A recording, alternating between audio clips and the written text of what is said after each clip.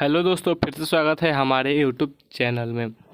दोस्तों, खेसारी लाल यादव का जो सॉन्ग आने वाला था ग्लोबल म्यूजिक जंक्शन से, जो गाने का इवेंट रखा गया है, उसका गाने का फाइनली पोस्टर आ चुका है।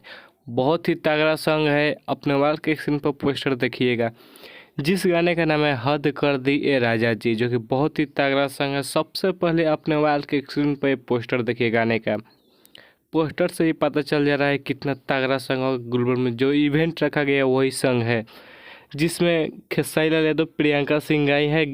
उसके बाद लिखे हैं कृष्णा बेदर्जी जी और संगीत आर्या शर्मा। उसके बाद Rajkumar Singh global music junction के मालिक अच्छे से प्रेजेंट करेंगे। आज शाम तक टीजर आ जाएगा। कल सुबह गाना आएगा। कल शाम को इवेंट रखा गया है लखनऊ में, जो कि बहुत ही तगड़ा सॉन्ग है। उसके बाद इसमें नज़र आएगी आप लोग के एक्ट्रेस श्वेता शर्मा।